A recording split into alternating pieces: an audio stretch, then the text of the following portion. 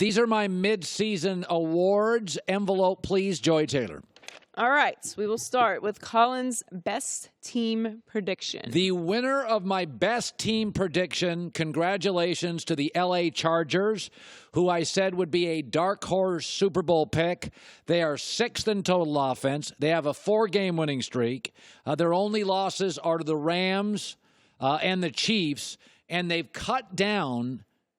They've had the talent for years. They've cut down on the thing that was really their liability. They beat themselves. They now, top 5, fewest giveaways, some of the most takeaways. The hyper-aggressive Chargers are absolutely, in fact, when I talk Chargers, I'll get more texts from execs and scouts in the league that say, dude, that roster is as good as the Rams. My best team prediction so far has been the Chargers. All right, your worst team prediction. Well, the Herd NFL Midseason Award for my worst midseason prediction is the New York Giants, who I called a dark horse Super Bowl contender. They're just a dark horse. Nobody wants to watch them. Nate Solder has been exposed. They are 1-7. They don't do anything well. They're 31st in the NFL in rushing, and they are 31st in the NFL in sacks, 28th in points per game. And remember how shocked I was when Brian Cox came on my show and laughed at my dark horse Super Bowl prediction. That's my worst team prediction so far, the New York Giants, Joy. All right, the next one is the best rookie quarterback prediction. The winner is all of them. As Jordan Palmer said earlier today, they've been fairly predictable. Darnold has been hot and cold, stoic and professional. Baker's been hot and cold, noisy, but an accurate thrower. Josh Rosen throws the prettiest ball, but already got hurt, and I question his durability. Lamar Jackson's not ready to start, but has been dynamic, and Josh Allen's not ready to start and has at times been overwhelmed. My best rookie quarterback prediction, we're good on that. We're 5 for 5 on the quarterbacks, all of them. All right. This is the coach that you bailed on, but you were totally wrong. The Herd NFL Midseason Awards, the coach I bailed on and completely whiffed was Pete Carroll. I said there's a lot of rah-rah, a lot of politics, a lot of nonsense, not enough Russell Wilson, and not enough details. Seattle has rebooted, and Pete's done an incredible job. They don't turn it over. They now are the most run-centric team in the NFL, and all of Pete's teams generally achieve at a high level defensively. They're 4th in pass defense, 5th in total defense, and since week 4 in the NFL, Joy, the best running team and the best defense, I kind of bailed on Pete. I said, I think it's running out. I was totally wrong, and I'm giving myself an award for being completely wrong. All right, here is the coach that you bailed on, and you were totally right. The winner of this is easy, John Gruden. Out of a sport that's incredibly fluid to begin with, John Gruden has been, and you can watch him tonight, has said the wrong thing, has traded the wrong people. They gave up Khalil Mack, and they're last in sacks. 31st in points, 30th in third down. I never really bought the quarterback whisperer, although I think he's a bright guy and a great TV guy. I didn't buy this coming in, and we've been right on that. So the words continue. The most entertaining press conference moment. I think this is easy.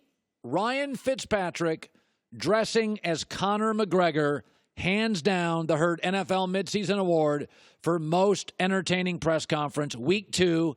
After his second straight 400-yard game. He was a good sport, smart dude. Currently, by the way, has the best passer rating, I'm not joking, in the National Football League. I'm not joking. Ryan Fitzpatrick. He's also currently the starter. Yeah. All right, so player you supported for way too long. Speaking of that. Jameis Winston wins the award, the Herd NFL Midseason Award. Joy, you called it. The player I supported way too long. Listen, I said, he's got some Eli Manning where there are times you watch him and you're like, wow, you could win a Super Bowl with this guy. The difference is Eli off the field and on the field does show maturity and leadership. Jameis off the field is juvenile and on the field has almost bizarre judgment. His interceptions last week, they just make no sense. He was suspended for the first 3 games of the season. And at this point, I don't think anybody inside the building there, they won't say it publicly, I think nobody trusts him. Off the field, I think he's lost trust of the building. I said that going into the season, and I just supported him way too long. All right, this is a move you had doubts about and still have doubts about. My award for the move I doubted and I still doubt, Josh Gordon to the Patriots. Listen, when you have a chemical issue or a drug issue, that's the hardest thing to overcome. And Josh Gordon's super talented, but there are some things now that were in his control and that are out. And do you have an addiction problem? Do you have issues that are beyond just, getting up and going to work?